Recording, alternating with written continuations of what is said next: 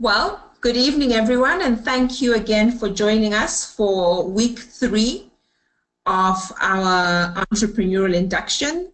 And this week we'll be discussing the future of global growth, society, and business, which is quite an exciting topic. Again, congratulations to Khotsa and the team for putting together some really interesting material that was quite informative and raised a number of answers and questions at the same time.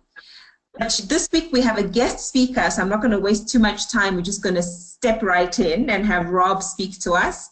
And we're really fortunate to have Rob. I had a chance to visit their premises, their Wetu premises, and to see the work that they were doing with entrepreneurs in South Africa, and it's really quite amazing. So Rob LeBlanc, who's joined us, is the co-founder of the Wetu project, which is an incubator designed to create more industrial South African entrepreneurs. And I think what's fantastic is he'll speak to us quite a bit about the differences between the ecosystems in South Africa versus, for example, the US, because he's a graduate of Harvard Business School, but also Canada, which is where home is, or one of his homes, because I think South Africa is also home to him now. And he's co-founders of Wetu with Yusuf Randera-Rees, who some of you may have heard of before.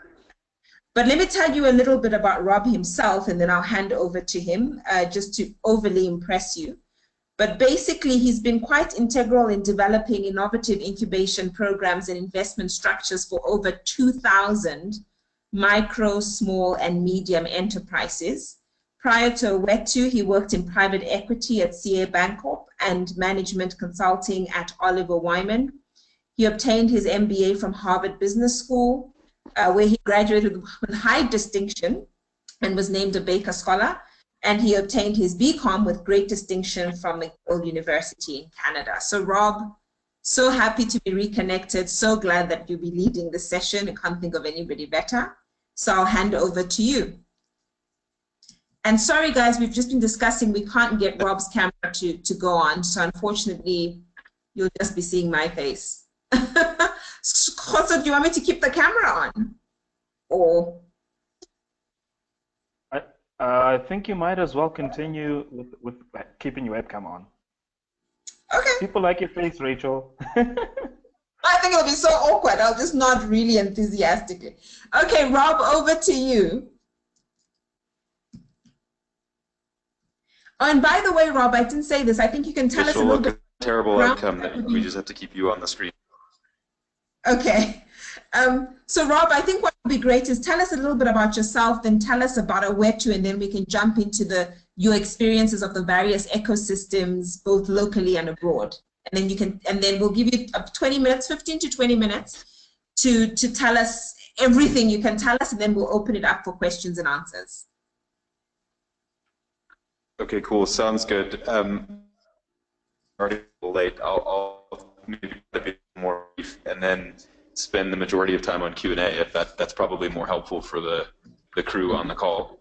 I think starting with myself, you gave a pretty good summary, and arguably, or maybe honestly, quite a bit of an embarrassing introduction. Those bios always sound a little bit like awkward and contrived, but that is a good summary of my background. I grew up in Vancouver, Canada, and went to university in Montreal at a school called McGill, and I studied commerce and environmental studies. Then I worked in management consulting for a long time, then private equity for a while, then went to business school at Harvard and did my MBA, where I focused a lot on impact investing and emerging market venture capital and private equity stuff. And then landed down here in South Africa to work on the Wetu project with Yusuf, who you mentioned, my partner. I think before starting on Wetu, it's worth just making an important clarification, which is that I'm not a co-founder, technically. I joined Yusuf about just about 2 years after he started. So I was sort of his employee, and his first employee, and now I'm a partner in business and on the management team there. So I consider myself an early stage employee and shareholder, but not a co-founder. Which entrepreneurs in the room will appreciate the nuance. Right, absolutely. But it's actually a good clarification to make, because I think we'll get into the conversation now, but one of the most important things I think about in early stage venture building and entrepreneurship is that a lot of people want to be king of their own castle and don't consider enough the path of joining another startup in an early stage and lending your management expertise and your professional skills to growing someone else's venture that you can start on quite early, faster than you would on your own. You avoid a lot of school fees. You can save a lot of time. You can also work much more effectively on something that's already got up and running, and it's just a different lens on entrepreneurship. It's not to say because you're the second or third or fourth person at a small company that you're any less entrepreneurial than the founder. You just weren't the person that was there first. So I can tell you a little bit about Awetu. So what the Awetu project is in essence an entrepreneurship development company. We work on using entrepreneurship to build a more just society. So we try to use entrepreneurship and different investment models to attack structural inequality wherever it exists. And that's translated into a lot of different products and theories of change over the last 7 years. We started originally in micro-incubation, working with entrepreneurs in townships, helping them launch informal small businesses. And then as the best and brightest of those people were able to launch small businesses in the formal sector. And years later, it's manifested itself in managing early stage greenfield venture funds, and also later stage, call it brownfield private equity funds in the early stage space still. So we still don't cut big checks. We still don't invest much past 15 or 20 million in any one investment. Rand, I'm talking, in case anyone thinks in dollars, like I still do sometimes. So we're still very, very small and very, very much in the early stage of the capital markets in South Africa, and we play almost exclusively in equity because we believe that there's plenty of grant and debt programs out there, but there's very few people that will cut small equity checks with a long-term outlook and support infrastructure around that investment that allows entrepreneurs to take very, very early stage risk that the South African ecosystem doesn't really allow for. There's very few angels, there's very few friends and family, there's very few with capital. There's a lot of friends and family, I mean friends and family with capital. And as I say, there's very few angels, and then even our peers in the industry who build themselves as venture capital investors are looking for stuff that's significantly later stage than anything that's sort of like very speculative or early stage. I just saw a question come in the app about an iPad. I know that the video cam works on iPad. I only have an iPhone though, unfortunately. I don't know if I'm supposed to respond to those questions verbally, but I just saw it pop up on the screen. That's good. We don't mind.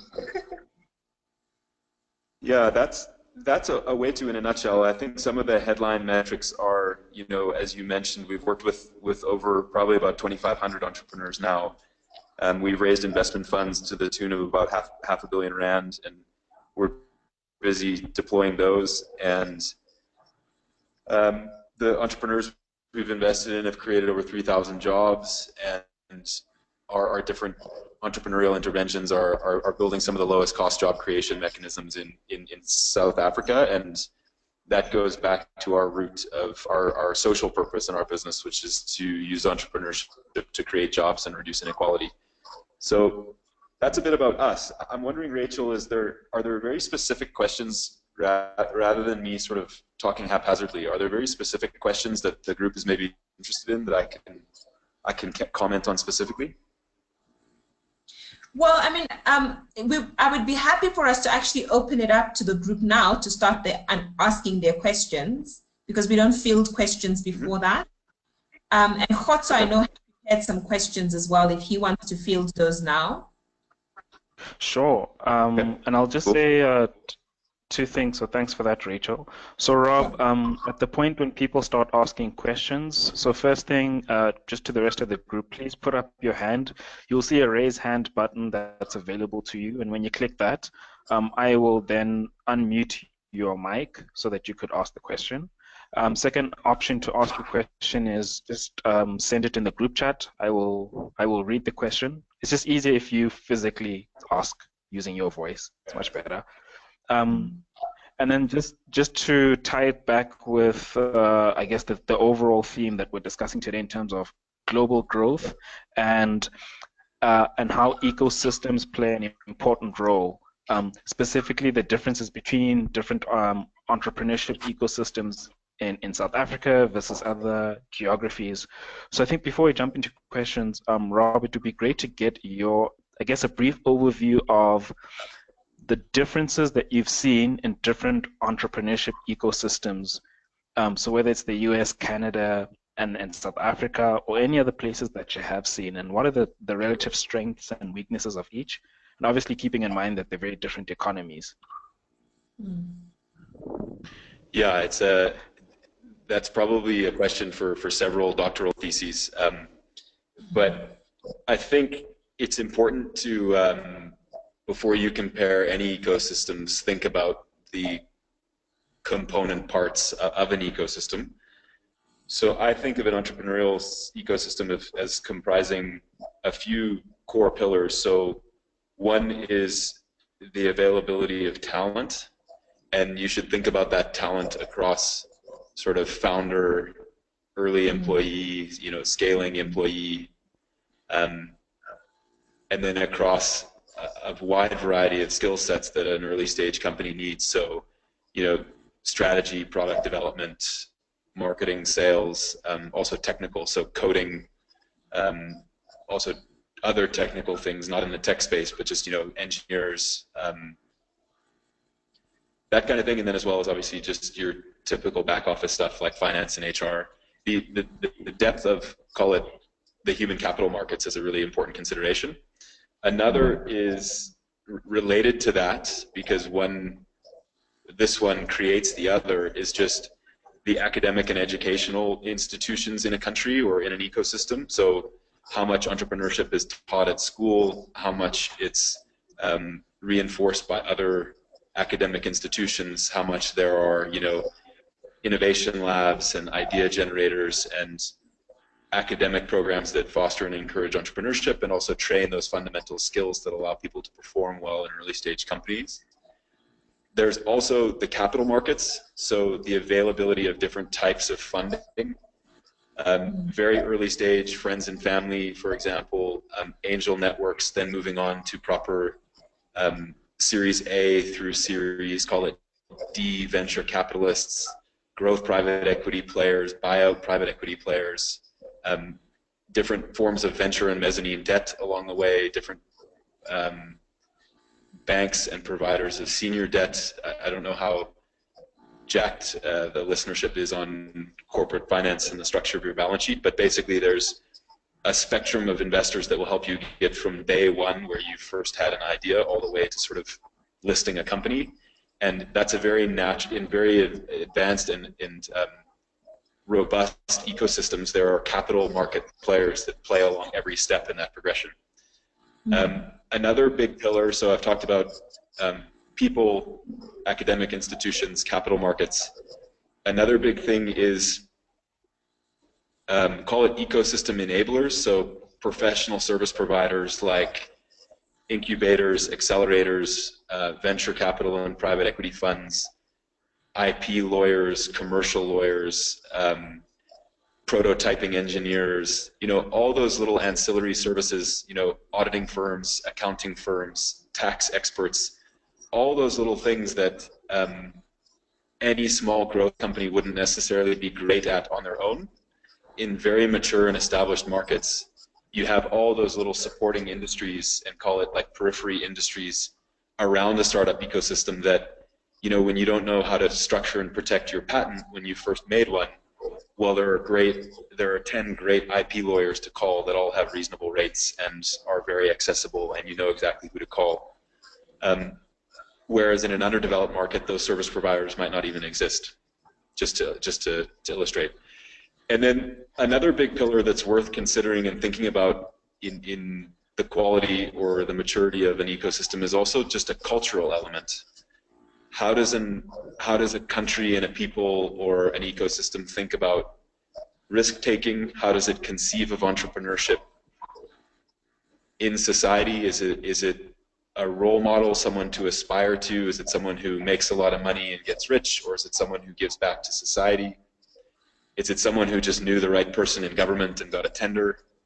So there are different positive and negative views of entrepreneurship culturally, and it even filters down into maybe more intangible things that you wouldn't think about commercially or in a startup context.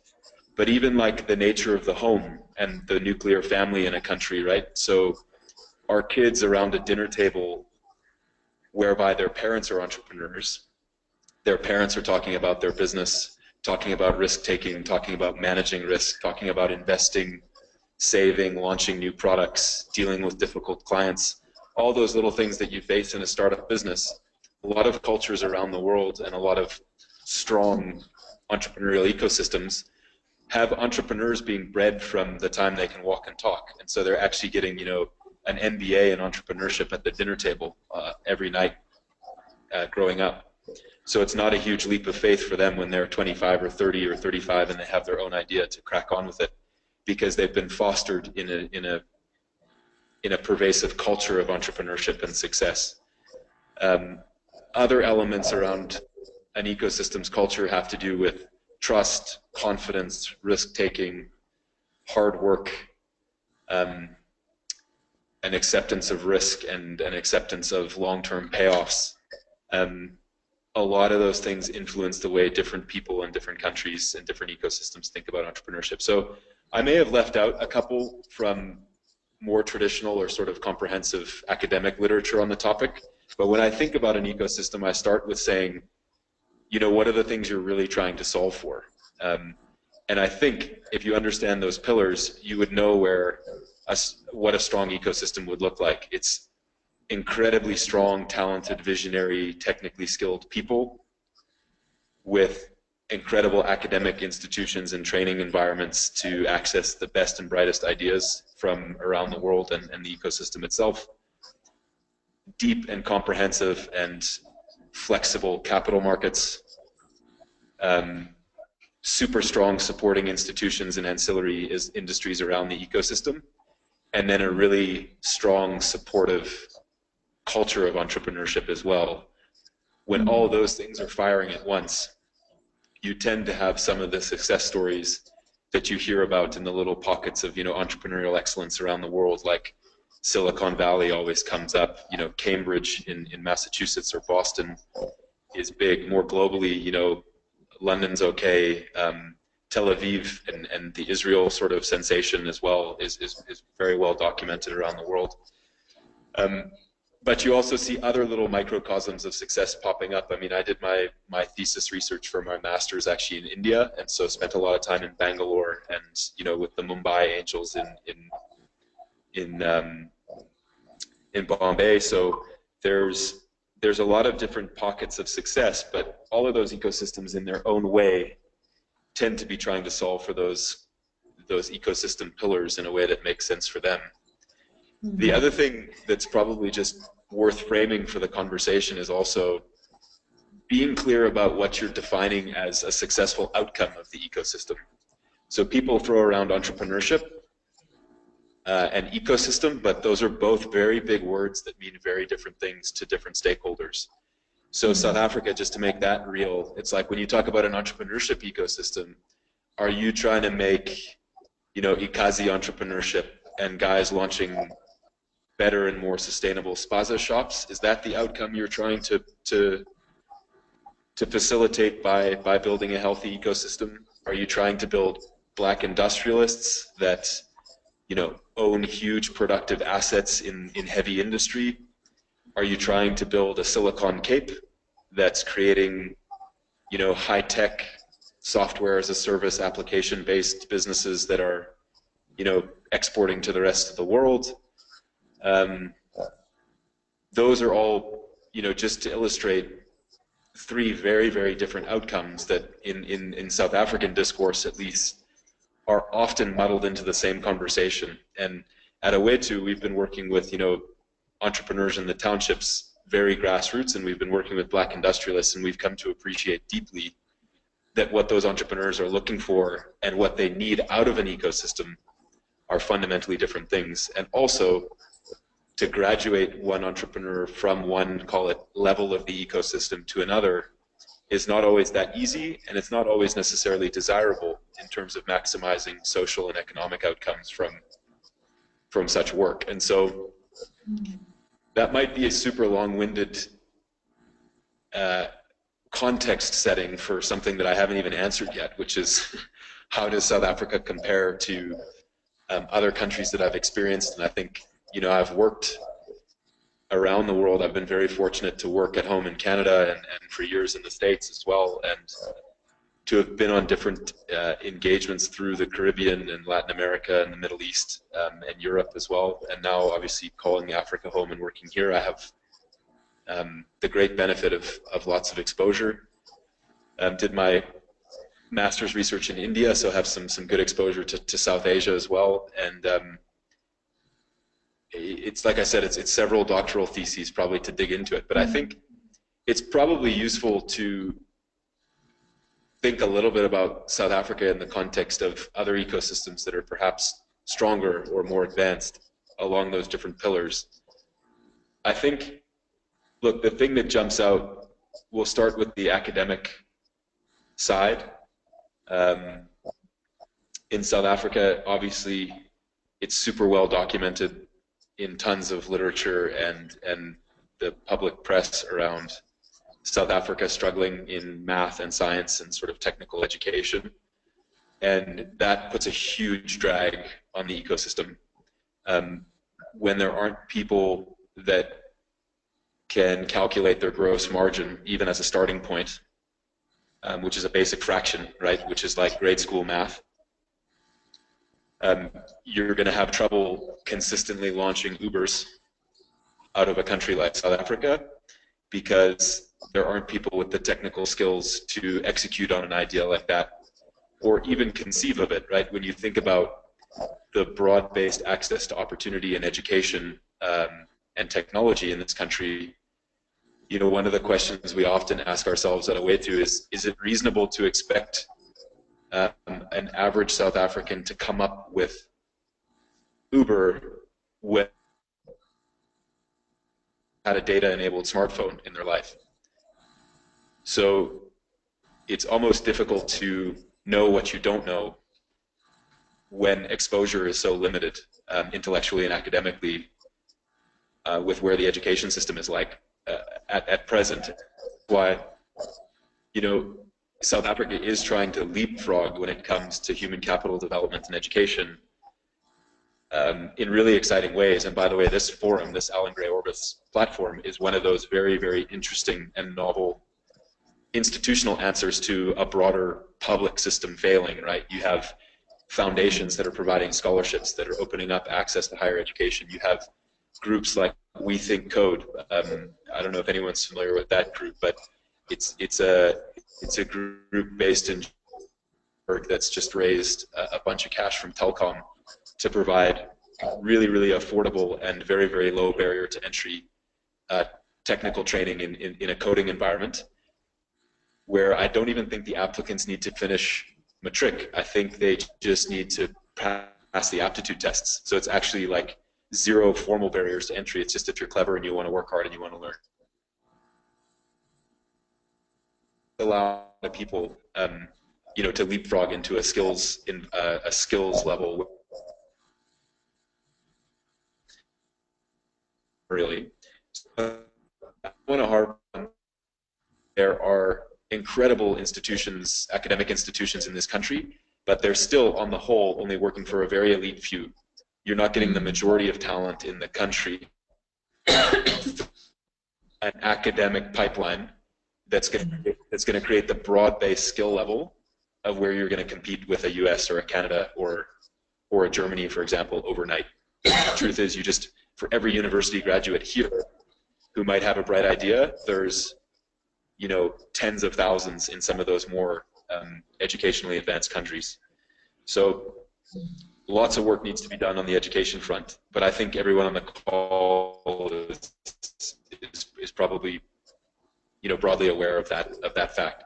That obviously has natural knock-on effects into the depth of the human capital markets in South Africa when you look to found a business and build a team around you and scale a future. The availability of highly skilled, highly motivated, risk-seeking talent that is willing to join an early-stage venture is a smaller pool. Then I would throw on a couple interesting regulatory and structural issues in South Africa that could arguably hold back the ecosystem a bit.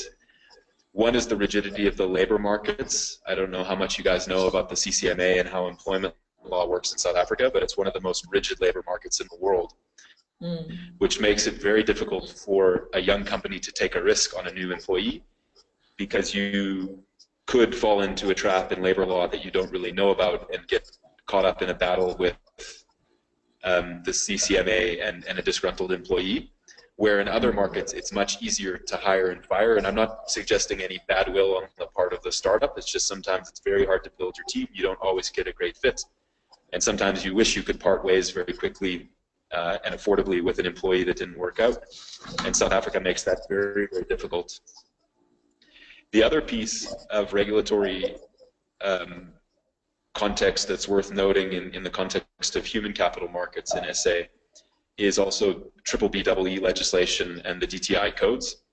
So most of you would probably appreciate that part of building a BE compliant business in South Africa means having the majority of your team be black, as defined with a capital B in the code. So that's black, African, or colored, or Indian, or Asian.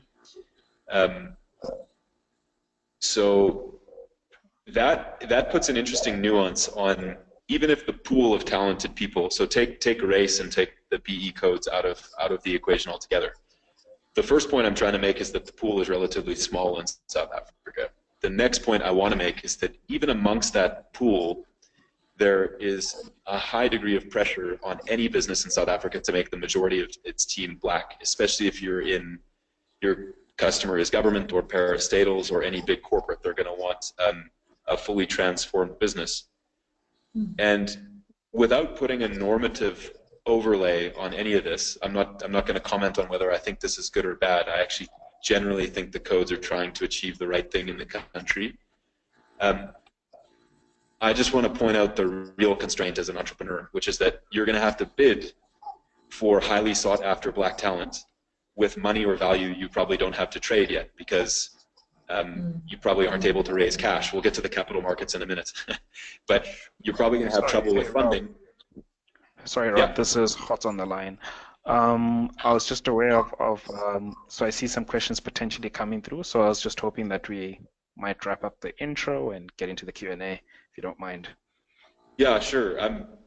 I can go on about this stuff forever. I think about it all day, every day. I'll just wrap up that point on human capital. And why it's difficult to attract and retain top black talent is that big corporates will bid for them heavily, and then also there's structural barriers to risk-taking for young black professional talent in South Africa that manifests itself in the lack of intergenerational wealth that allows risk-taking. So a lot of black professionals in South Africa today are first-generation professionals. They're the first people to earn top corporate salaries, the first people to go to university.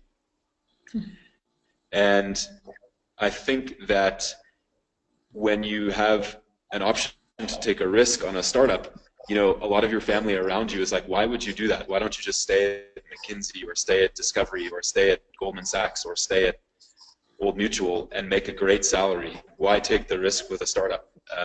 You need to pay back your student loan. You need to support your family. It's what is colloquially called in South Africa black tax. It's like, so long as you're paying black tax, why would you take entrepreneurial risk? And that's really true. It's a real constraint for a lot of entrepreneurs. So I'll skip on other stuff. There are real constraints in the capital markets here. There are real cultural constraints to entrepreneurship here, but I can skip all that or save it for another conversation. Happy to take questions. Sure. much for the conversation to be had when we're having the questions, because I think it's an important one around the culture and the capital markets. But let's go ahead with the questions. Sure. Sure. Any questions, anyone? While you're raising your hands, Rob, just a quick one. So I think an advantage of globalization just means that people could potentially move to other geographies that have advantages. An example of that is, so I'm interested in the media space. So I've been exploring the differences between, local and international media. And if you want to distribute films globally, it makes sense to be in Hollywood. And that's very consistent with what I experienced when I was in Los Angeles. So when does it make sense for a local entrepreneur who wants to export globally, especially exporting African stories globally, when does it make sense to say, let me move to a more specialized economy that has much more network effects and capital available in a very different economy outside of South Africa? Yeah, I think that's a great question. Or great idea, which is that if your local ecosystem isn't working for you, why not move ecosystems? Very, very, very valid strategy. I think that you'll find in practice that despite the claims of globalization making labor very mobile, I think in practice you'll find it incredibly difficult to just up and move and put roots down in a new jurisdiction.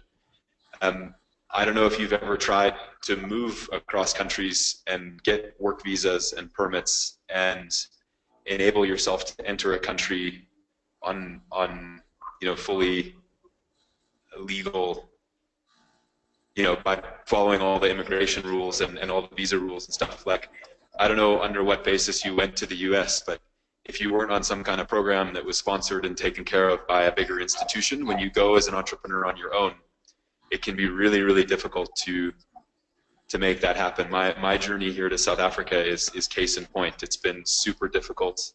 Every work permit and every work permit renewal I've gotten to has been a 9 to 18 month process. Stacks and stacks and stacks of paperwork and lawyers, and thankfully now I went through it one last time to get my permanent residency, so I'm sort of done with that now. But I wouldn't fool yourself in thinking that just moving ecosystems is an easy thing to do. But when you do think about doing it, I think it's as much a professional call as it is personal. I mean, you've got to move your life, and if you're in a relationship or you have kids or friends and family and stuff, you need to weigh those things pretty carefully. But look, only you're going to know the right time. I mean, if you can't get access to the capital, the ideas, the support, the markets that you need to sell your product here, look, I would be a firm advocate of going where the opportunity is. I've done that with my life, so I wouldn't dissuade anyone from doing the same. Super, thank you for that. Any other questions, folks? I don't see any hands up. I have a question if there aren't any hands just yet.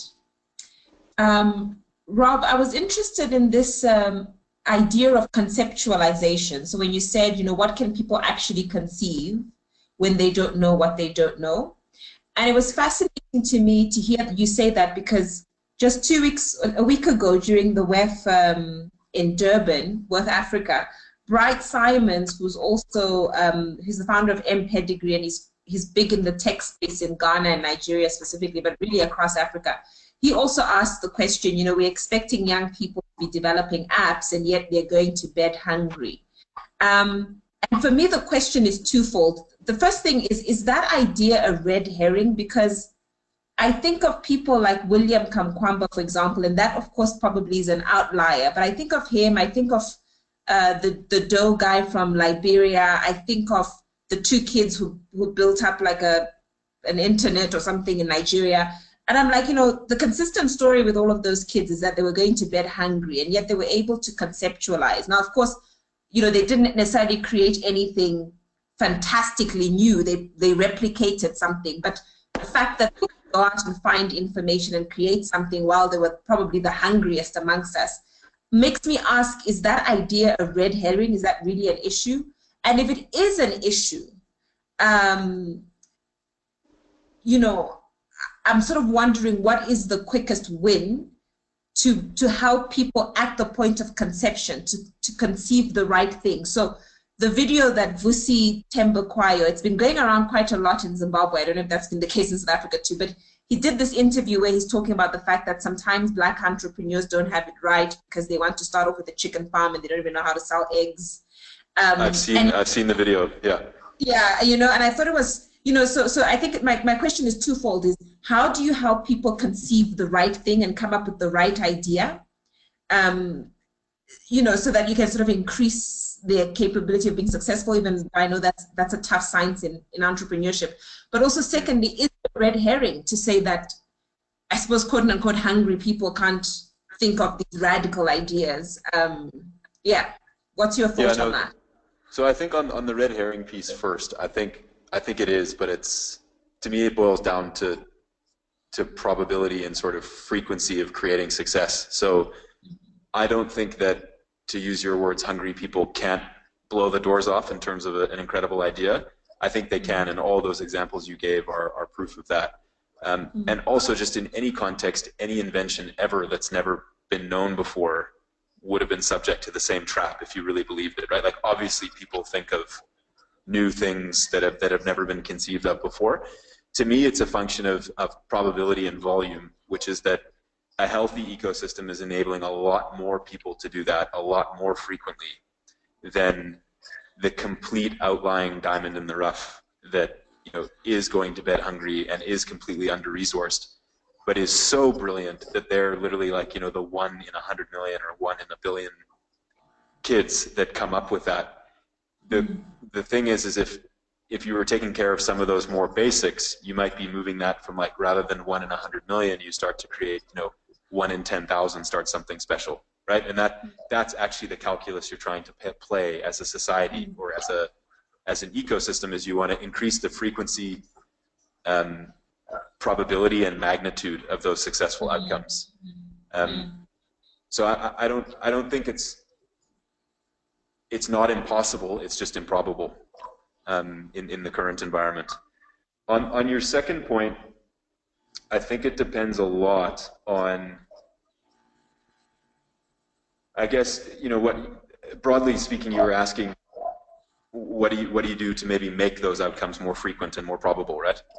And I think that a lot of it has to do with being a little bit more disciplined. I made this point a bit earlier, but a little bit disciplined on what entrepreneurial success are you trying to catalyze, and what does success look like for a particular person with a particular set of skills, a particular level of exposure, and a particular magnitude of ambition, right? So, for example, and again, I think that the challenge here is that a lot of people talking about these things are assuming a level of entrepreneurship and a level of success that's always implicit in the conversation and never defined.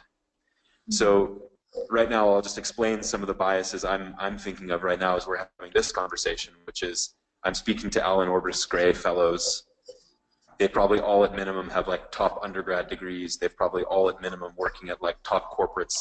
If they're thinking of moving into something entrepreneurial, they've got to be thinking at least that the value creation outcome from that startup is going to exceed the R1 million salary that they're on Discovery, right? So when you think of the present value of that startup, unless it's distorted by some wild social ambition like Yusuf and I, where you're willing to take a commercial discount to drive social change, but that's another side conversation. You got to be thinking that like it's a meaningful, scalable, national South African business, if not continental business. Otherwise, you'd probably be very happy at your corporate, just carrying on working, right? However, that's not speaking to 5 million informal entrepreneurs in South Africa and what success looks like for them, and what conceiving of a new idea looks like for them, and what bringing a concept to market for them looks like.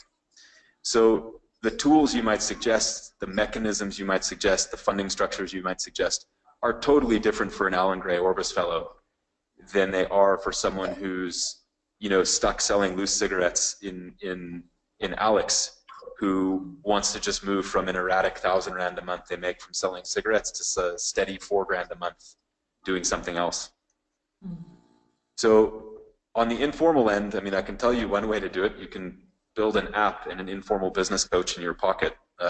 We just launched an app this week on the Google Play Store that is meant to be that, is for an informal micro entrepreneur. It's a guide to conceptualizing and starting up your business. And what is it called? It's called the Owetu Project Incubator app. Okay. You can look for it on the Google Store. But, you know, I also want to be, again, very disciplined in defining what we mean by entrepreneur and what we mean by startup and what we mean by scale and success. That's built very much for an informal entrepreneur or a micro entrepreneur that's pre-operation, pre-revenue, and it's designed for that person to think of something. It's probably not designed for the people on this call. So just FYI, if you run to the Google Play Store and download it and you're massively disappointed, just take my little my disclaimer here for what it is. But we all have family members that would appreciate it. Yeah, absolutely. So check it out, and exactly. It's just an alpha version now, and we're looking for feedback too. So the more downloads we get, the more people trying it, the better. Okay. I see a hand up. Khotso, should we go to the question with the hand? Sure. Keisha, you can go ahead. Hi, Rob. Hi, everyone. Awesome hearing your views on this topic. So I'd like to challenge the conversation. Hi, Rob. I'd like to challenge the views a little bit. You spoke about, you know, the ideal ecosystem and the ideal entrepreneur and what that success looks like. So I like the fact that you're questioning, you know, what entrepreneurial success is, and the fact that, you know, the view of what we might define as success might be flawed. But I think there's another nuance as well, and Dr. Moyo challenged us 2 weeks ago to think about the fact that the trajectory for Africa is not going to be the same as what Europe had. And I think the biggest problem has been that in defining entrepreneurship, in defining growth, in defining the ecosystem that's required, we're assuming that the ecosystem that works and that exists in these entrepreneurial countries, in these high growth countries, is the ecosystem that's going to work in Africa and in South Africa specifically. You've spoken a lot about, and I know you've had a lot of experience, it would be nice maybe to get some insights on knowing the entrepreneurs that exist in the country, knowing the potential entrepreneurs and how many are survival entrepreneurs. You know, what nuances could be super problematic in Europe, but could potentially work here that have just never been thought of because it's a different context and no one is thinking about it from here. We're all trying to copy there. Yeah, it's such an astute insight, Keisha, and I guess for others on the call, it's worth disclaiming that, or noting that Keisha worked with us at Owetu for a long time in a past life, and we miss her and we miss those dissenting views, Keisha. Thank you. Not dissenting at all. In fact, I think you're making a really valid point, which is that making an ecosystem strong and functional has to be contextual. It has to be driven from the multitude of factors that drive sort of an idiosyncratic country or society situation with its laws, its culture, its history, its success stories, its failures, its institutions, its capital markets, and so on. And so when I was comparing, you know, for example, the educational institutions, and I was saying that, you know, in Europe or North America, there's more people with a university degree. That wasn't necessarily a normative statement to say that the path to South Africa for success is more people with tertiary bachelor degrees from traditional, call it Western universities. The reason I wanted to introduce things like We Think Code and, you know, other alternative models is that I think South Africa has to solve its own skills problems, which are sort of absolute, but potentially with new relative and subjective models that work for South Africa to get people properly skilled up. And I think that that's as true as any other pillar, you know, particularly in the capital markets. Just to say that South Africa's aren't as deep, or that there, say, for example, there aren't angel networks here like there are in Silicon Valley, doesn't mean that we need Silicon Valley like angel networks here. you know, for example, something that's really cool in the South African context is a Stockveld, right? That doesn't exist in America. But imagine if there was a venture arm or some kind of structuring around Stockveld capital that allowed for nurturing startups, you know? So I think the broader point, you're spot on, which is that you need to make the ecosystem as strong and functional as possible, but the path to that functionality is going to be uniquely South African or uniquely African. And I think all you can do from comparing to other countries is understand what worked and why and what might be adaptable to your context, and is not a blind, you know, follow the European path or follow the American path. Because the truth is, it's already evident that those models don't work for the majority of people in a country like South Africa. Cool. I'm going to give Nkgopoleng a chance. I'm just going to find... Nkgopoleng, you can go ahead. Hello, can you hear me? Yeah. We can hear you. Awesome. Thank you so much for all the thoughts and the discussion. It's been really, really amazing. I just have two really quick questions. So the first one is whether we're actually measuring success of incubators. I think we have seen a surge in terms of the number of incubators out there in recent years, where a lot of entrepreneurs go under like tons and tons of programs, but I'm just not sure whether we're actually looking at the value that's being created by each of these incubators, especially if there's like government funding involved and all of that. So I just want to hear your thoughts in terms of whether incubator or incubation is actually a strategy that works in South Africa. Yeah, and obviously that sort of comes on the back of the idea that a lot of these programs will be sort of centered around Silicon Valley or like lean startup method or very tech-based and not necessarily always relevant or contextual. So some thoughts on that would be great.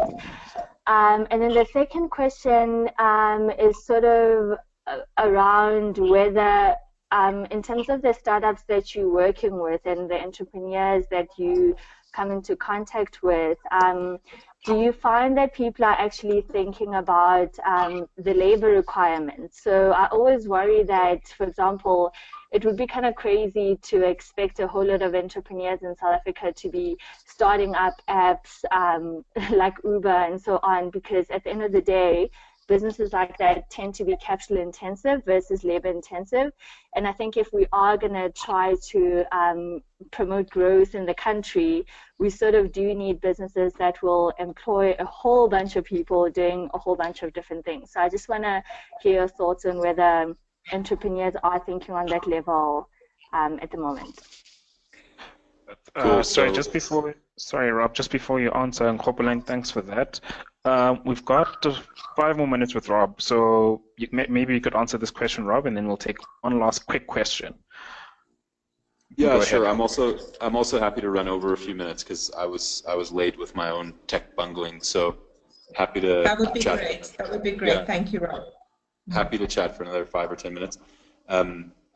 I just have to have dinner ready in time for when my wife gets home, so I'm putting things in the oven as we're chatting here. But I just want to make sure that I understand the questions. You talked about are incubators judged in terms of their success rates or objectively measured in any way? I think that's one question. Is there a path towards like sort of non-tech businesses, and in particular those that are more labor intensive rather than capital or tech intensive?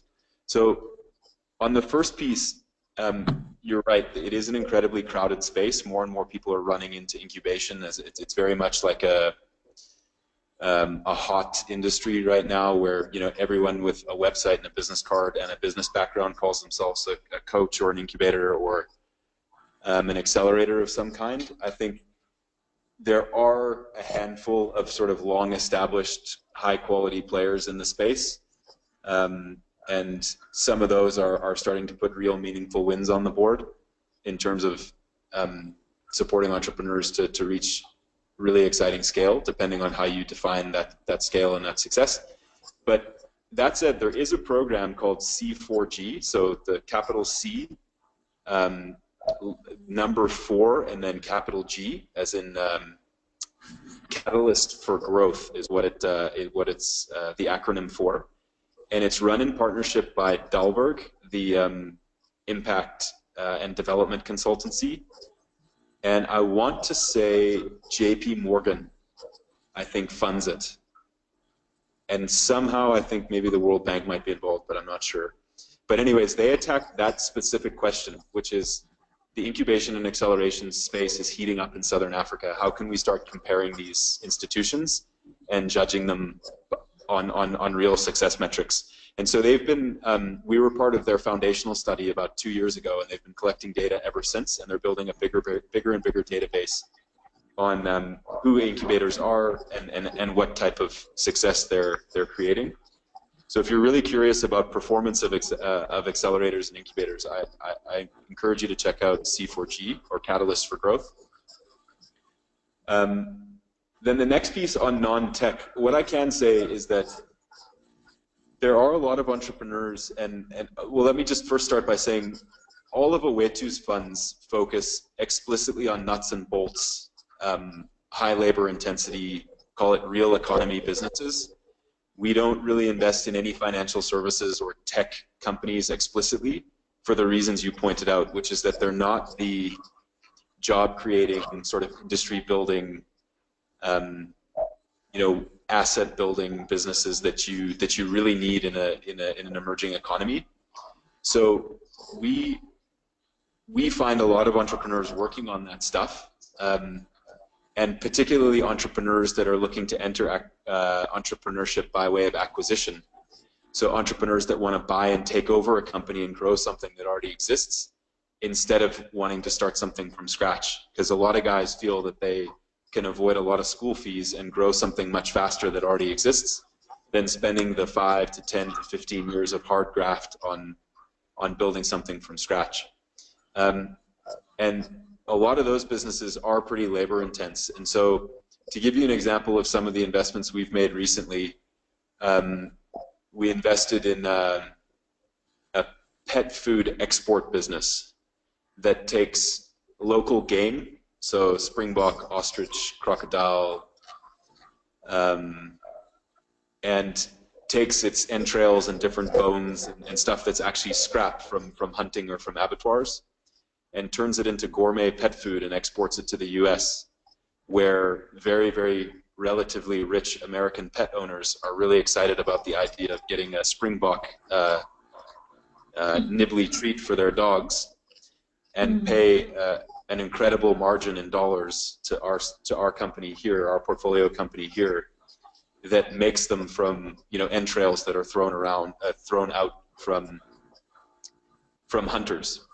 So that business has, it's a manufacturing facility in Edenvale, out near the airport, and we helped them. We invested about 5 million rand in their Series A startup, and then they raised another 25 or 30 million from the banks and some other pref shareholders, and have put in a big factory out in Edenvale and employed 45 or 50 people now in manufacturing jobs, and are exporting all that output to the US and earning dollars. So that's a classic export-driven, job creation-driven growth story that is really our sweet spot. We look for stuff like that, not necessarily building the next Uber. Okay, thank you. Last question from Katie. Let's please keep it brief since Rob has got to run. Katie, you can go ahead.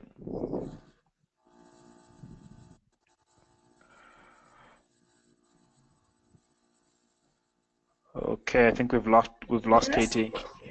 Okay. Any other hand before we close off? I see a question from Tom. Tom, you can go ahead. Hey, Rob. Quick question. You mentioned that in the start of the Owetu project, you were funding micro enterprises. I'm not sure if that's something you're still doing, but where do you guys see the value in funding micro enterprises, and have these kind of grown since you funded them to enterprises that employ more than one staff member? That's a great question, and it has to do a lot with your view on theories of change in the economy and where you think talent resides and opportunity resides, and how that opportunity can manifest itself. So we started with micro enterprises, and we're still very much working with them.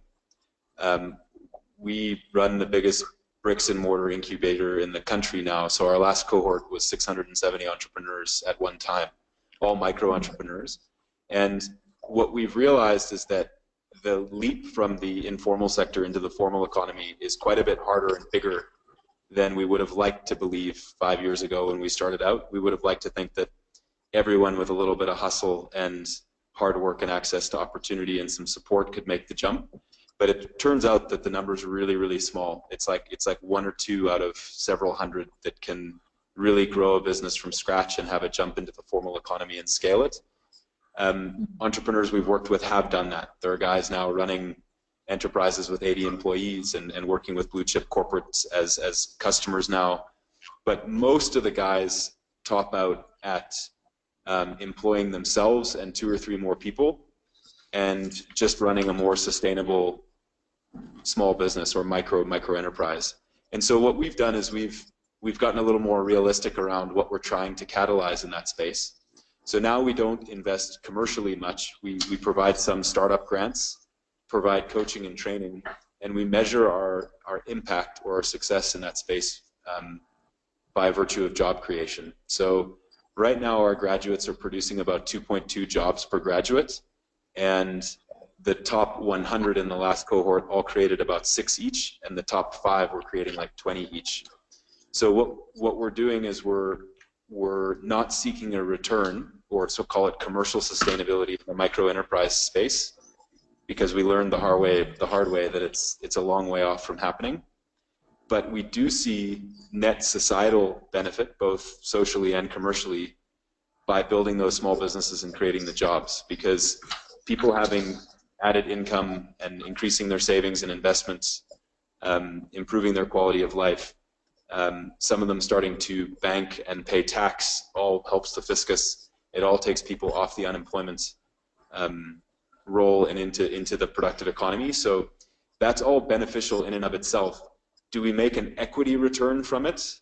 No, we've landed that model at being more philanthropic and impact investors and philanthropic capital providers that are willing to pay for the social outcome of job creation in reducing unemployment.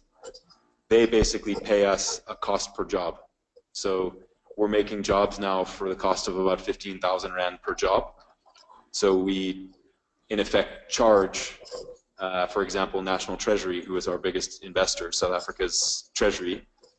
We might say, for example, we'll create 2,000 jobs if you fund us, X million Rand to go work with that many entrepreneurs. And so it's almost more of a fee-for-service model. It's only the formal sector private equity investing where we work entirely commercial, on a totally commercial basis, where we seek real return from our investments, because we've learned that it's a lot more possible at that stage, a little bit bigger than the micro side, that returns are possible. So we think of the business now as really 2 separate businesses. One, a micro incubator that's funded through sponsorship capital and social impact capital, and then really a private equity fund management business that's doing still very, very small deals compared to everyone else, but it looks a lot more traditional and commercial. Super. Thank you so much, Rob. Rachel, I'll hand over to you now. Rob, I cannot thank you enough. I think that you've both, you've intrigued me and you've inspired me. And also you've raised a lot of questions about how we think about ecosystems specifically. And I think I loved the word you kept using, which was discipline, because I think that's going to be a huge answer in the way in which we go ahead. I think to the point that Kahisha made, I think there's a discipline to saying what what space are we truly in our unique context, and how do we create the kinds of mechanisms and support systems that allow us to grow and develop the way we perceive we should be growing and developing. So I cannot thank you enough. I think that was really, really insightful, and we'll continue the conversation after you've left. So thank you so much, and good luck with your dinner. I hope you get it. Cool. Well, it's a total pleasure, guys, and best of luck. Thank you so much, Rob. We appreciate it. Cheers, guys. Thank you. Okay. So we have just under an hour before we close at 8:30, and I'm hoping everybody can stay on. Then we can have a localized debate or conversation about what we thought was said. I think there were really good questions that came out, good dissenting points, good curiosity. I don't know, maybe I could start it off. I could start it off with a provocative thought that came up for me, both with the questions that were asked, but also with the question that I asked. I do think that there's something about the philosophy. I mean, when we talk about ecosystem, he talks about academic systems, for example. And I do think there's something about the philosophy that we put out about what entrepreneurship in Africa should look like that I think is fundamentally problematic, because a lot of the time it is borrowed from the West, and it's almost borrowed word for word and doesn't really apply in the system. So what do I mean? If you all have read a book by Dayo Olopade, she's a young Nigerian journalist who traveled across Africa trying to figure out the entrepreneurial landscape on the continent. And it's a book I would suggest you read. It's called The Bright Continent. And what is intriguing is she really just goes by that old adage, right, which is necessity is the mother of all invention. If people starve enough, they figure out how to feed themselves, right? If people walk long distances, they start to figure out what it is that they can, that they need to create so that they don't have to walk as much. And in fact, from that walking, I remember there was an example some years ago when I attended the, this forum in Gabon. I can't remember the name of it now. But basically, there was a panel in which they were basically handing out investment to entrepreneurs who were starting up. And there was one guy who had figured out that Kenyans walk so much, and yet they're always complaining about their batteries not being, their phone batteries not being charged. So he basically created a mechanism, and he was a mechanic, and he had figured out this mechanism by testing pressure in car tires. And it was like using that same philosophy or mechanism. I'm going to basically use the shoe soles. I'm going to create shoe soles that create energy that can therefore charge phones. The more you walk, the more charge your phone gets. And then he then even sophisticated it, because in Kenya, people go a lot there to climb Mount Kilimanjaro.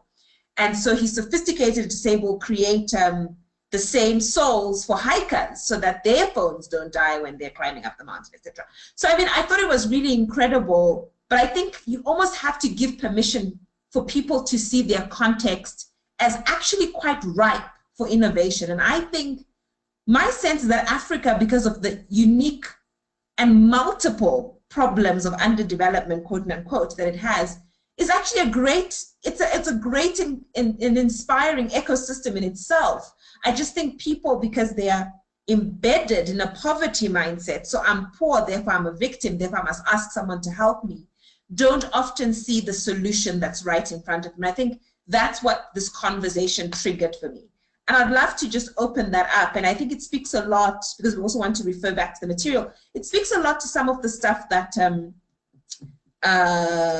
Jonathan Marks was talking about in his video about the local ecosystem. And he was saying, for example, in South Africa, it may not even be about a bunch of other things. It's just, do people have access to Wi-Fi? Because if they had that, it would go a long way in terms of inspiring them or innovating them or helping them innovate, etc. So I'd be interested to hear what people's thoughts are specifically about how could we shift the philosophy about what ecosystem means. Do you have any examples from your life where people moved away from the usual model and actually created answers for themselves?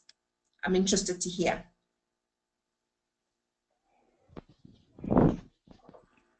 There's a hand up. You can go ahead, Lowell.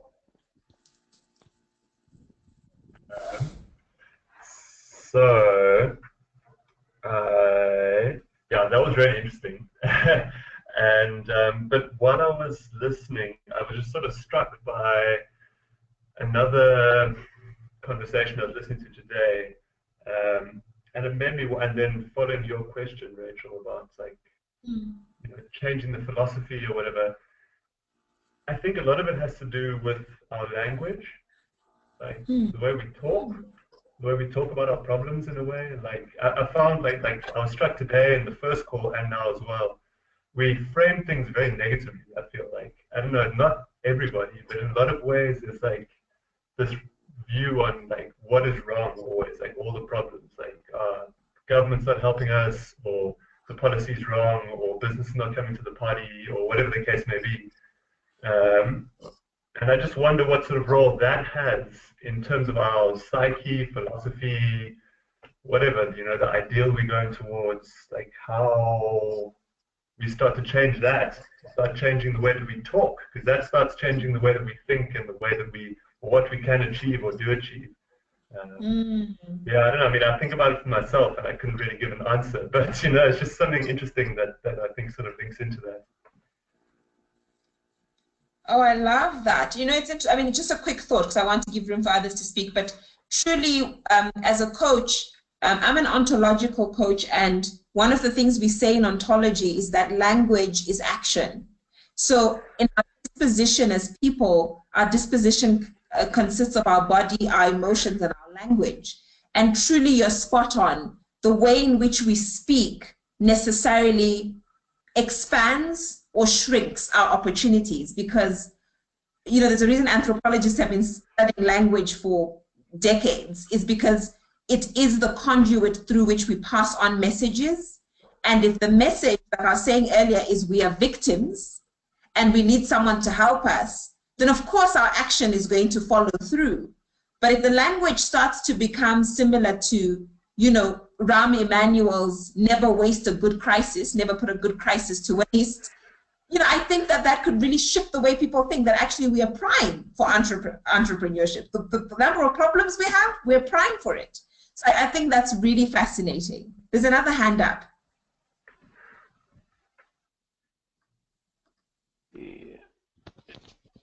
Rob, you can go ahead. Yeah. I'm so glad that Lol brought up that point, because actually, just before you said that, in my mind, I was about to ask a question regarding the foundation as an ecosystem. And I just realized that sometimes, because the question was basically going to be about whether we're being deliberate enough. But then I also just realized that sometimes we perhaps I don't know, try to analyze things way too much as opposed to just go out and do it, right? And a lot of it comes from that thinking that, you need to be critical, you need to have a business plan, you need to make sure that everything is completely 100% perfect before you go out and try stuff and fail. And I think you definitely spot on, a lot of us have been socialized to always poke holes, always find things that are perhaps not working in an attempt to quote unquote be more critical. So I'm just wondering if maybe part of the solution in making the culture of entrepreneurship more robust is actually just going out and doing stuff, as opposed to constantly writing down plans and constantly deliberating and making sure that everything's perfect. Absolutely. I couldn't agree with you more. Yeah, I don't think there's much. I mean, I think I would add to that. I do think that part of what I experience also with entrepreneurs of our caliber, which is the people who've had exposure to education, access to language about entrepreneurship, access to all sorts of things, I find exactly what you're saying. Sometimes we over-problematize something that's exceptionally simple.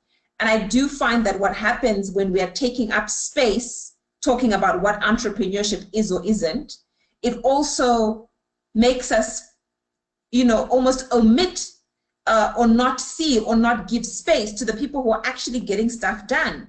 So I remember there's been a story going around about a guy who's created a prototype for helicopters. And there were so many groups that I was on that were saying, well, but from an engineering perspective, it doesn't make sense, it will never work, and besides, it doesn't really understand this, and this is uneducated. And I was like, how many of you have built a prototype for a helicopter that works? You know, none amongst the people in the chat group, and yet the excess of language of criticism and sort of armchair, as we call it in anthropology, armchair criticism, you know, is quite amazing, and it does take away space from people who are actually getting stuff done. And I wish some of us, for example, could spend time actually exposing those stories that can then act as points of inspiration for people who actually just want to get stuff done. There is a hand.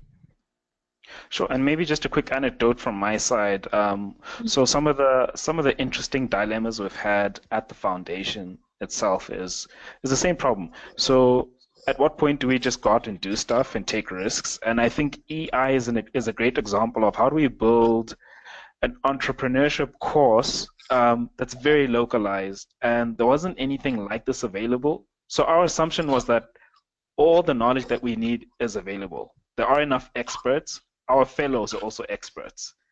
So I think it's about a mindset of abundance and just trying things.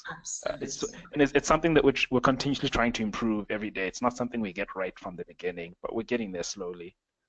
I love that. Yeah, absolutely. Kahisha, you can go ahead. So I think I'm getting tired of the word entrepreneurship and the elitism that's been created around it.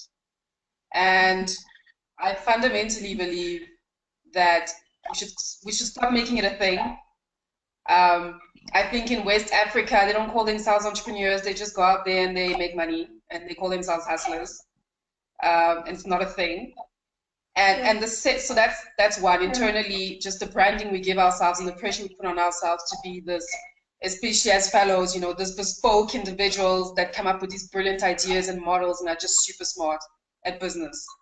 And the second thing I think is the way we think of our markets. There's a huge untapped informal market, and instead of trying to find and access, you know, profitable ventures in those spaces, you know, unfortunately, our way to still looks at the informal market and hasn't found a solution to making it as profitable as the formal market. But I think the fundamental problem is we still look at the informal market as something we need to formalize, versus starting to question the institutions that exist that probably are not supporting the informal sector. And in trying then to identify ventures that serve these untapped markets, elitism is not going to work. We need to be able to get our hands dirty, be okay with not being fancy, be okay with having, you know, a labor-intensive brick manufacturing company in the village. And as a community, I think, you know, when he spoke about culture, I don't think we have the right culture either in promoting entrepreneurship as not elitist, but as necessity and as providing a need for the context we have. Yeah. There's another hand. I'm enjoying this conversation. Another hand. Bandile, you can go ahead. Yeah, I'd like, I mean, a similar thought to Kahisha's contribution now. I think we also need to remember that you know, however we think of ourselves or how we position ourselves, you know, the world is continuing and is buzzing without us. You know, even in the places that we think are very unconnected, that maybe fall outside of you know, urban centers, people get on with life. People get on with building livelihoods and resisting, you know, the changes that threaten their livelihood. So I think there's an importance that we must also give. There's a tendency sort of to want to professionalize things and focus on systems and this sort of thing. and a tendency to forget just the power of people's agencies, and how before you found people, how they were able to think things through and to get on with life as it's continued. I mean, to make the same point in a slightly different way, on some of my latest readings and development. So one, Hajun Chang's 23 Things I Don't Tell You About Capitalism, and then from a completely different angle, Jared Diamond's Guns, Germs, and Steel, and this idea that it's people who don't have access to technology and don't have access to modernity that are actually much more intelligent, because they make do with fewer things, and they're able to make things happen, basically. Very interesting. I like that juxtaposition. That's fascinating. There's a hand, Khotsam, I think. And maybe just to add to that, Bandile, the one thing we tend to forget that is, just speaking on your point about guns, germs, and steel, is when you look at a lot of advanced economies, what you will find is they gained their advantages thousands of years ago during the boom of farming. So when we look at things like different types of ecosystems, some of the context that we forget is compound interest and other accidents. I'll leave it at that. Let me see who else. Kahisha. Sorry, I think Lowell had their hand. Lowell, you can go ahead. Hey, yeah, I think this is really interesting, what we're speaking about now, because it was a point that I asked myself when Rob was talking, was how do we understand success? What is success? Because I think that's very tied to the sorts of things that we're doing and the sorts of things that we're aspiring to. And yeah, I don't know, like, and the sort of worldview / future vision we have for ourselves is like, what is success? What is the future that we actually want to create through the businesses, or like formal or informal? Which I think that's also something that it's an opportunity that is staring us in the face. But I mean, like, what sort of future do we want to create in those spaces? Where do we want to go with it? That's me. It's interesting, and I see there's a hand. So I just want to prompt us back to the material and the readings. And I hope, by the way, you guys are all reading the stuff and watching the videos. They're really, really interesting. I know that, sometimes when I attend webinars, I just show up and I haven't read anything. But please, honestly, this stuff is really fascinating. Please engage with it. But there was a McKinsey video that was there, and an article as well, that was talking about the 4 global forces breaking all the trends. And I want to speak to the point that you've just made, Laura, which is, they talked about urbanization, they talked about technology, the aging population, and global flows.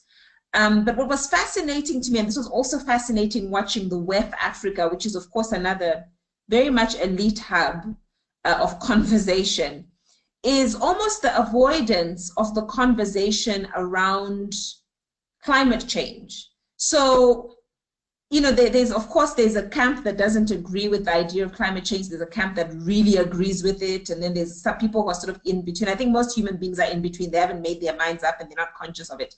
But the question that you made about how do we define success as entrepreneurs in the 21st century, I think the question of how much planet is available to us is such a fundamental question. So when people say, for example, you would need 6 planets for the United States to maintain its levels and standards of living, and you'd only need 1 planet to sustain the way in which Africans live. It's also a fascinating point for me for thinking about entrepreneurship and what success looks like in that space and ecosystem, because I don't, there really is a question around, we should really, with urgency, be developing our own thought systems around what entrepreneurship is and what success looks like. I mean, you will love Swati when she comes to speak. Please spread the word, Swati Martin.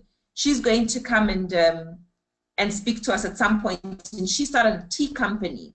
And one of the things, when I was speaking to her, because this stuff I'm helping with, I said to her, what is the ambition of your organization? How do you make profit? And she said, I have no intention of making profits. That's not the point.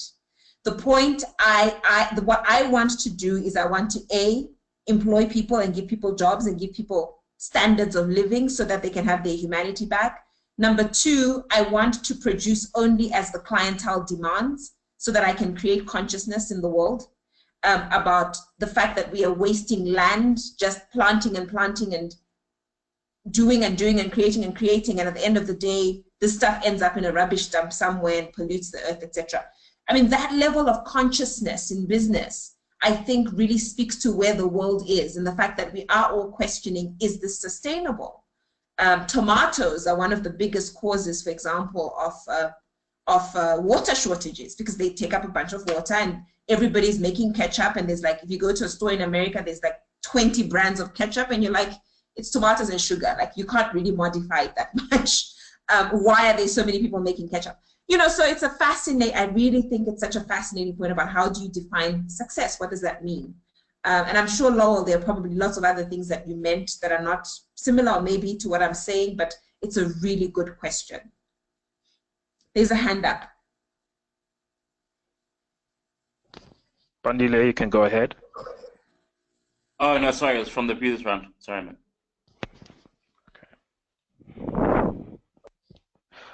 I'll just add something, Rachel. So when I looked at the material on the digital portal, one of the things that struck me was about 50% of global growth to 2025 will come from middleweight cities that we often don't think of. So all over the world, actually, middleweight cities such as Pretoria and Kumasi in Ghana. So my question is, for somebody like me with a bias towards Johannesburg, how many of you out there have a similar bias towards big cities and tend to ignore middleweight cities that have a lot of opportunity? Like we said, 50% of global growth to 2025 will come from these kinds of cities. And Khotso, what will be the trigger? Why those cities? I actually don't know. I don't know, but all over the world. So the big cities are going to get even bigger, but middleweight cities are also going to contribute quite a bit, and also become bigger. So I think an example that all of us see is Midrand. That's the most obvious one. More and more property is coming up in Midrand, but I think there are other places like Midrand that we tend to ignore. Right. I see a hand up from Lowell. Yeah, so you bring up an interesting thing. I mean, I think about this a lot. So I'm sitting down in Grahamstown, Eastern Cape, small town, yada yada, fish paste. People say to you, like, what are you doing down there, man? Like, there's nothing going on. Like, come to Joburg. And it's weird. So I've thought about this a lot because, obviously I've been conflicted about, do I want to go move to Joburg and do that? But I don't know, the way I see it, there's more opportunity for where I am right now than going. I mean, it's similar to what Rob mentioned about like moving countries. It's the same thing in a way, like I don't know, moving cities, whatever. There are certain things that obviously, if you're a banker, you can only really be in like the big hubs if you're high up. But like, I feel like we have blinkers on to a lot of the opportunities that's standing around us. Like really, there's so much, guys. There's like, the world is open, but like we just focus so narrowly on like a few things, and like we don't see what's really like all the things that are opening up around us. So I think that's why, in a way, middle-sized cities, because people can't just keep going to Joburg and Cape Town and even Durban, or wherever, London, Paris, New York. There comes a point where it's like, well, what am I just going to live in a swamp of people? I don't know. Yeah, that's my thought. Interesting. Kahisha? And what do you perceive? I mean, can I just sorry, before we leave Lowell, what do you perceive could come out of the Eastern Cape? I mean, as an entrepreneur, what are you seeing in your landscape that makes sense? I don't know. I mean, I can't really speak broadly about, because I'm very focused, I think, at this stage, and my own little narrow world, because it is quite narrow. But in terms of things like, okay, I'm working at the moment in producing protein from insects using organic waste. So something that's like very different. I mean, think about farming, you think about farming cows, you think about farming chickens, you think about whatever. Like, for me, this is just like a thing that was staring me in the face, because you can read about in the news like all the money that's going into it and how we need all this, but yet very few people really stand up to do anything. So I mean, I think that it's, depending on somebody's context, I feel like there are those things that are staring at you. But that was the obvious thing for me. Yeah. Okay. Well, I think that's a great lesson. What is right in front of you that you're missing? I think that's it. I think that's the space to ask. That's when we'll start creating our own localized knowledge. Absolutely. I think Kahisha was next up. Kahisha was unmuted. So, Risha, I heard your question saying, why do we stick to these spaces, and why are the mid heavyweights, I think Koto spoke about, not being tapped into. And I think it's got to do with comfort. So entrepreneurship is uncomfortable. So to do something uncomfortable in an uncomfortable context is just, it's too much to handle. And I think that leads to, our discussion we've had about the context and what Rob was talking about the 4 elements of context. And I'm realizing talking about context is actually the answer they try to answer is, what level of comfort or environment can we create so that entrepreneurs can become comfortable in starting a company? And I think maybe that's where the fundamental problem is, that we're assuming by fixing the context, then everything that's culturally wrong about our risk averseness will get fixed automatically overnight, and we'll become comfortable with the idea of entrepreneurship as well.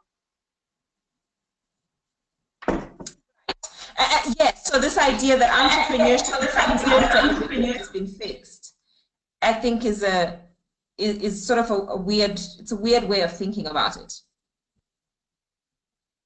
Am I hearing you correctly? Let me just unmute Kahisha. I just need to find her on this list. Sorry. Okay. No, it's okay. Go ahead, Kahisha. Rachel, please repeat that. You broke off. Okay. There's somebody who's or is it me? I'm echoing. Yeah, I think you're echoing through Kahisha's mic. Oh, I see. Yeah. I was like, what is going on there? No, I said, I think what fascinates me about what springs up for me when you say what you've said is, I think there's something skewed about the assumption that if we perfect the environment, then entrepreneurship arises, when really entrepreneurship is what is supposed to fix the environment. So we're almost taking entrepreneurs and innovators out of the equation and saying someone must come and fix the system, build the schools, make sure that people have A, B, C, D, then we can have entrepreneurs. Instead of just getting people to say, look around you, there's stuff you can fix, and that is what entrepreneurship is. There's a problem, and you can create a solution for it, and you can make money doing it or not make money doing it, whatever it is that you're doing. Am I hearing you correctly? Well, I wasn't thinking that far, but I like your trail of thought. So thanks for taking me that far. Okay. Cool. Just before I jump to Nkgopoleng, just to add to that comment, Rachel. So I think there are a lot of assumptions about what should be pushed into an entrepreneurship ecosystem versus what can be pulled out of it. And the reality is entrepreneurship ecosystems are chaotic from a statistical point of view, in that there are a lot of feedback loops that are going in and out of the system, and it's very difficult to get a sense of where a lot of value emanates from. Yeah, it's just one of those things. And a lot of historical accidents as well that lead to success. So for example, the warm weather in Hollywood, it's one of those things. So a lot of people moving from the east to the west. There's a lot of things that you can't just replicate. Yeah, that warmth, yeah, compared to the East Coast for sure. Nkgopoleng? Yeah, so I find it interesting, this whole debate on what do you call them, middleweight cities. What fascinates me though is the fact that it's almost as if you need people to start thinking differently, right? Because one of my worries is that cities like Cape Town and Joburg are already tainted. They work in very specific, entrenched type of ways. Very capitalistic, obviously, exploiting people, all of those problems. And when you think about smaller cities where there are actually opportunities for us as entrepreneurs to go into, I just sort of wonder if we're thinking about going in with a different lens, because it's almost as if instead of going to Grahamstown thinking, okay, we're going to turn this into another Joburg, it's almost like it's a second chance or a second shot to get things right, hey, like to actually get sustainable businesses that don't harm the environment, don't harm people, and all of that. But I just wonder, because usually you find that we tend to just want to replicate. So you're like, oh, this thing was a success in Joburg or was a success in Cape Town, let's go do it in these smaller cities. So it's kind of worrying that a lot of quote unquote growth and development will be coming from there, because I just don't know how intentional we are in terms of the type of growth that we actually do want going forward. Okay, well, so can I ask this question? We've got 20 minutes left, and I would love for us to get into the practice of being proactive and actually starting to put answers on the table. Questions are fantastic, but we should also try to put answers. And I think two questions that stem from the question that's just been asked by, or the thought that Rob LeBlanc just had, and previous ones about trends. I would love to know from you, what are our four trends? What are our four forces that are breaking our trends in Africa?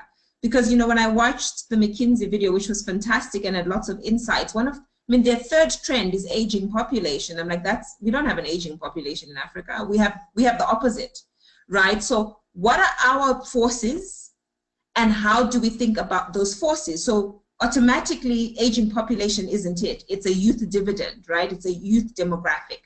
What does that mean? I think that's a great space for entrepreneurs to start thinking, right? But also secondly, on the point that was made about our mindset as entrepreneurs, what are the two things that we could start to do starting today?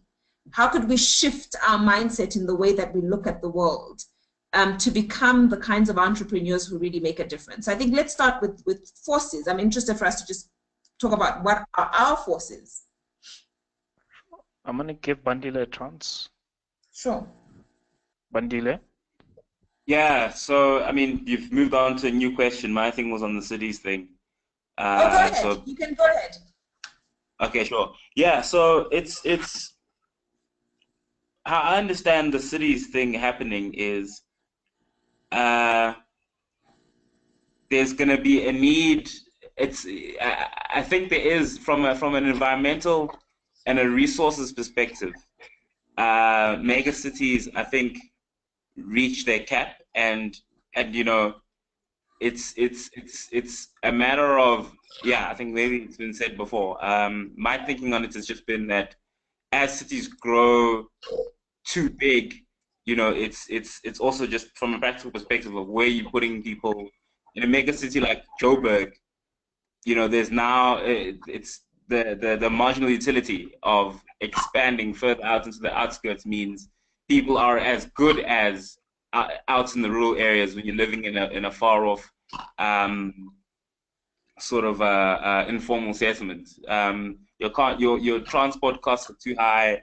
There's maybe there's the structural inequality that keeps you from accessing a job. So there comes to that steady point where you know, there is no more incentive to move into the city because you're far enough. You're too far from the center anyway. Yeah, that's just my thought on cities. Right. No, absolutely. Absolutely. I think a city at some point, you know, it becomes like a human being. It becomes old, and you know, it's not going in the other direction than where it started from when it was in its sunrise. I absolutely agree. I'll and then just the question add one. is more reinvention than innovation, huh? Sorry, go ahead, Rachel. No, I'm done. Go ahead, Khotso. Sorry about that. I was just going to add one more. When you spoke about the questions about the what are Africa's trends that are going to drive innovation going forward. So I think one is so the McKinsey report mentioned that highly connected countries will experience 40% more GDP growth than the least connected countries. So connected in terms of people and capital. So South Africa has always had the advantage of being more interconnected than a lot of other countries. Well, I guess besides Morocco, Egypt, and maybe Nigeria. So I do worry that xenophobia is going to limit innovation to a certain extent because there's so many expats who become South African citizens who will add a lot of value. So we're already seeing that in corporate now, with a lot of expats doing amazing things. So I wonder about how to fix that and catalyze more growth by tapping into the knowledge of expats and expats who do become South African citizens. Absolutely. I would agree with that 100%. So I think there's a dividend there that hasn't been leveraged for sure. I mean, when I lived in South Africa, I think the question that always baffled me was, how is it that Zimbabwe and South Africa are neighbors and yet their education systems look so different? Because of course, there's always a big question around education in South Africa and pass rates. And Zimbabwe has done the education system exceptionally well. I mean, it lacks the entrepreneurial stuff, and they still have to work on that for sure because it's not very entrepreneurial. But certainly they've gotten the book smart thing right. And I'm like, there's so many learning gaps that could be bridged by just knocking next door and saying, what can we learn from you, utilizing all the teachers that are in the country. But of course, if you haven't sorted out the employment for your people question, it becomes difficult to say, let's learn from our neighbors, because then it becomes very political. So, but I think that's very important. That is a trend. That is a force. And I think the larger force, that not just about xenophobia, I think the larger force is inter-African trade. If we can figure that one out, I do think we're going to be a force to be reckoned with. So the Pan-African debate becomes a very important one. There's a hand up. Wandile, you can go ahead. Sorry, I keep forgetting to put my hand down. I'm really sorry, guys. Any other hands? While waiting for the hands, I just wanted to. Oh, here's Lowell. Oh, there's a hand. There's a hand. Let me. Where did you go, hand? Lowell, you can go ahead. Okay, Rachel, you sparked something in me, and then I was like, I'll put my hand up. And I was like, no, okay, don't put your hand up. You've spoken so much. Let somebody else speak. So I put it down immediately. But anyway. No, come back. But yeah, I don't know. I think sort of just brought on by like what you guys are speaking about. First, Khotso mentioning like the connectedness, and then now Rachel, you're talking about trade. Made me just think about the opportunity. I don't know. Again, it kind of gets lame at some point to keep framing it as an opportunity, but like the opportunity of just that, of trade networks, because like people on the continent move around a lot. Like, I think we, in a way, take that for granted, how people, even if it's just like in your local area, but like people commute, people move a lot. And I think in a way, I mean, I don't know what it's like in other countries, like out of the continent. I mean, I think there's some of that, but I think people are often quite sort of locked in their place, they're sort of there, and not to say everybody moves around a lot, but I feel like it's just a relatively normal thing for people in South Africa and the places I've traveled elsewhere on the continent as well, for people to move, particularly for work and that sort of thing. But I think that's like a really interesting thing, because that's, I don't know, there's like something there, whether it's like a railroad from Cape Town to Cairo or whatever the case is, like there's something there, I keep wondering, when is the entrepreneur who's going to build the railroad going to show up? I'm still confused, because it feels to me like the most obvious thing. And I hear people saying, oh, we're going to, I mean, I'm glad for the pet food person, good, it's fantastic. But I'm like, where's the railroad? Good point. Yeah. Thank you. That makes a lot of sense. Mm-hmm. I mean, I kind of also feel that part of it is like, you have to kind of look at it and be like, is the railroad really the right thing? And, is that the right type of development? But you also, it's kind of a part that you can't get away from. Like, it's there. If it's not going across the continent, it's going to go to China or to the States or something. Like, why does the value keep leaving? Like, come on. Completely. And we've left it so much to political will. I mean, every forum, I'm sure, even if you attend conferences, you get tired of hearing this. It's always about, oh, it's political will. The governments are not thinking this. And I'm like, no, I think this is stuff for entrepreneurs. A bunch of people need to get together and build a railroad and figure out the policy stuff and figure out all of the nuances that are going to come with negotiating borders. I think that there should be a team. I mean, the AU has put a team together now that has the president of Rwanda, Kagame, leading it, and McKinsey is doing quite a bit of work in that space. But I think for me, it still remains so much in the political realm. I'm like, where are the entrepreneurs? Is Strive Masiwa in there? Is Dangote in there? Are they? I mean, and I know some of the entrepreneurs are actually involved in that space. Big entrepreneurs are getting involved, but I do wonder whether the government staff, the AU staff, will suck up the entrepreneurialism. Who knows? I mean, let's see. It's a space to be watched. But absolutely. Any other trends? We've got 11 minutes.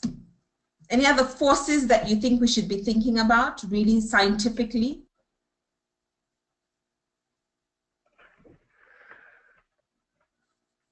I think there's a hand up. Khotso? I think Khotso's gone. Let me see if I can pick the hand. Khopoleng, let me try and see and work Khotso's magic. Woo, what have I done? Okay. There you go. Oh, wait. Yeah, Hello? Yes, Khopoleng. Okay, thanks, Ida. Oh, wait. What is going on?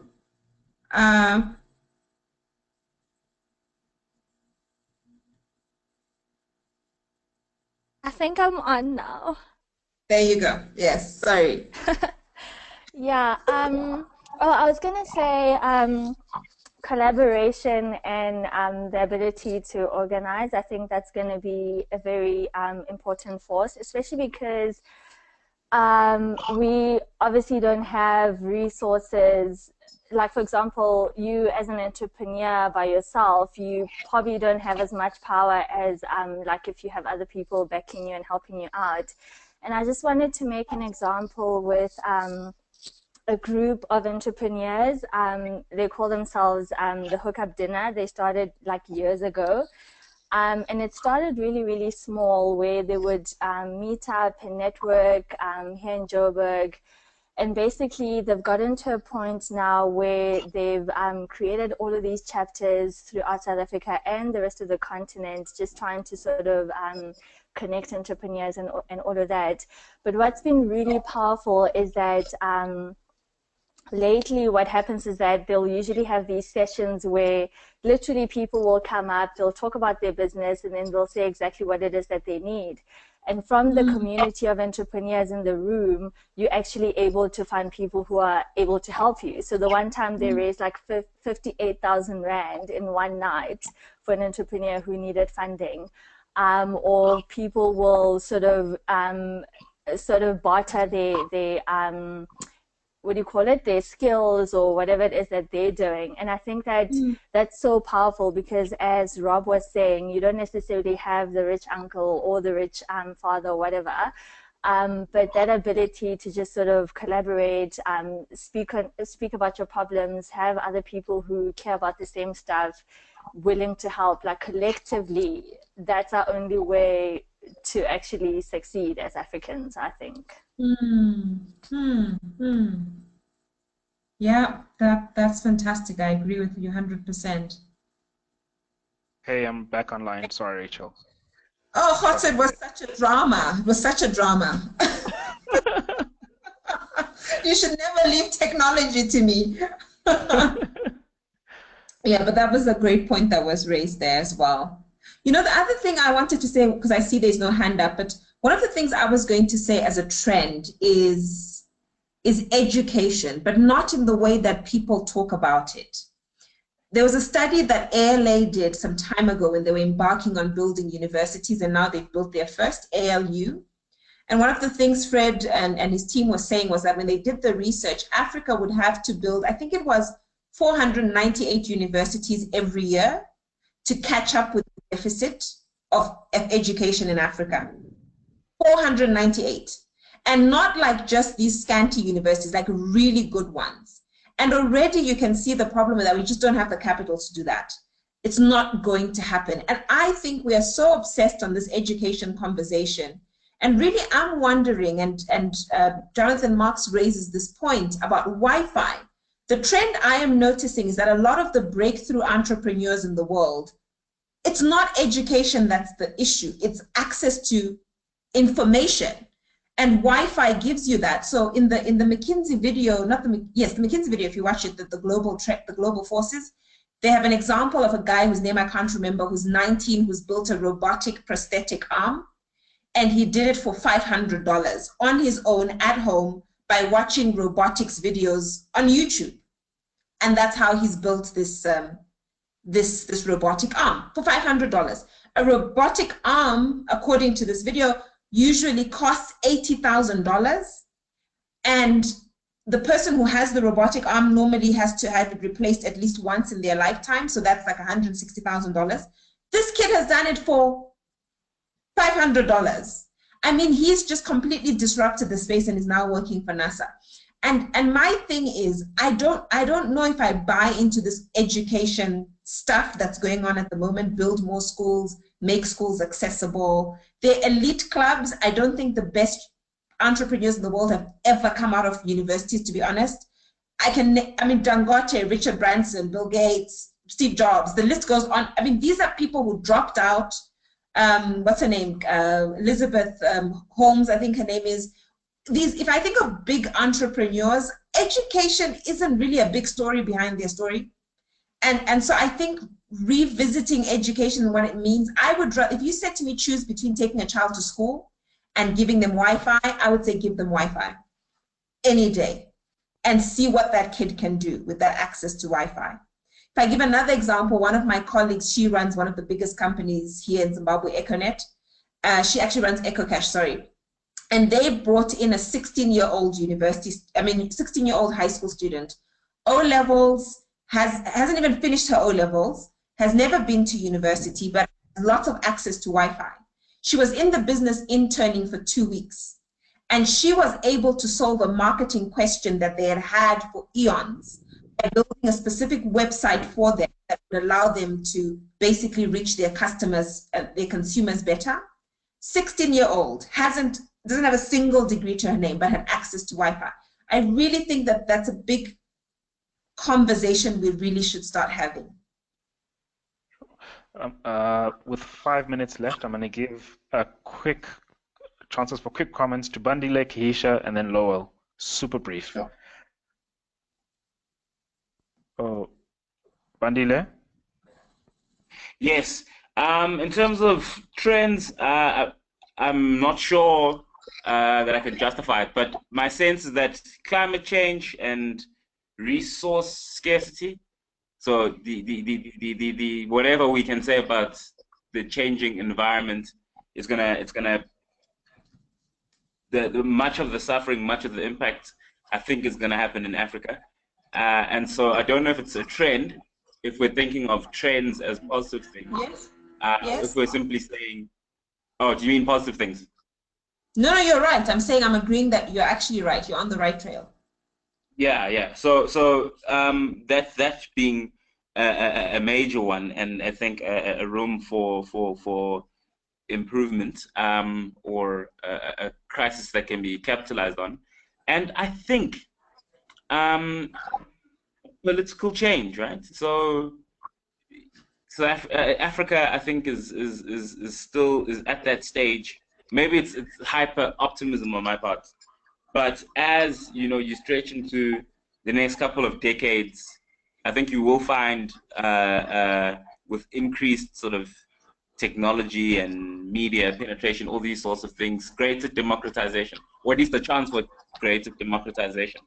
And I don't know, that for me, if there's, you know, sort of greater stability, growth of institutions, that is a more distant cause of the things that have been mentioned. But, you know, if that thing is true, that, you know, liberation movements sort of fall out after 30, 40, 50 years, okay, we're past that in terms of liberation for a lot of countries, but we're heading into the 60th, 70th years of many African countries, and for some it's less. So if there's that stabilization of politics and democracy, then we might find that, you know, Africa's on the uptake.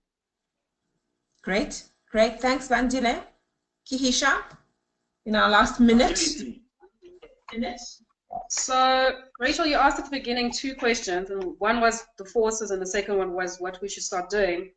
So I think on the forces spectrum, you know, the 4th train, which Bandile was alluding to, is political change, and I think the end of BBBE is nearing, if it's not already here, because now we're talking about inclusive growth that is actually very non-racial. So that's the trend that I foresee coming. That means that there's going to be this entire new market of entrepreneurs that, you know, were tenderpreneurs or benefited from BBBE policies, that all of a sudden are going to be changed and won't benefit, right? And in terms of what we should start doing, you know, on your point about education, I think it's about alternative education. Right. So what Rob was talking about coding. But I think it's also, I agree university might not be the option, but I think we need to make sure that we beef up our basic education. And then we start incorporating things like philosophy, like critical thinking, like problem solving, because that is what enables engineers to become who they become. Right. And then finally, in terms of the second thing we should start doing is what something you mentioned that was crucial. There's, you know, the context isn't well defined, number one, and the context has many loopholes. And I think the key would be to identify what the context should be for a certain market, and then identifying opportunities to provide services to that market, and boom, you have a business. Absolutely. Absolutely. Thank you. Absolutely. Well, there are no more hands up, and it's exactly 8:30. This conversation has been, for me, really fantastic. Thank you so much, guys, for making the time. Really appreciate it. Look forward to seeing you at the next one. Can I just ask 2 really quick favors? Number one, please make sure you read the articles and watch the videos so we can speak to them. I really love this idea that Rob was talking about discipline. I think we really need to become very disciplined in our own ability to articulate stuff by reading the readings, etc. Even though we're already very articulate, don't get me wrong, I think it's fantastic. But the second thing is invite a friend. We really would love to see the numbers of people here increase. I mean, having a small group is great for conversation, but the more we expose people to this thinking that's happening here, the higher the chances, to the point that Rob made about probability and volume, which I really liked. Let's get people coming on board. So please just invite 1 person for the next one. That would be fantastic. Khotso, anything you want to say? Sure, just to add to that, so you can invite a non-fellow. In fact, I would encourage you to invite a non-fellow who'd bring a very different perspective to our community. Second thing is, so you've noticed that we're trying our best to get guest speakers to come on for each session. So we won't always be successful, and as you noticed, like now with Rob, it was a bit difficult to secure him, and we're very thankful that he confirmed at the last minute. So what would be great is, for the 31st, the topic is going to be economic growth in South Africa, economic growth opportunities. So we're looking to get some economic growth experts. Sorry about the McKinsey overload from McKinsey. So because that guest speaker isn't necessarily guaranteed, we encourage you to link us up with anyone from your network that you think would be great. So I think after every session, we'll put out this call. Absolutely. Absolutely. So please email me. Thank you, Khotso. That's it for this week. Kahisha, by the way, I will respond to your email. I did see it this morning. Sorry, I hadn't been at my desk for a while, but I will respond. But thank you so much, everybody. Have a great rest of the week and see you in 2 weeks' time. Great. I'm going to thank you so much, everyone. I'm going to stop recording now. Thanks, Khotso. Let's see. Okay, great. Thank you. Rachel, do you mind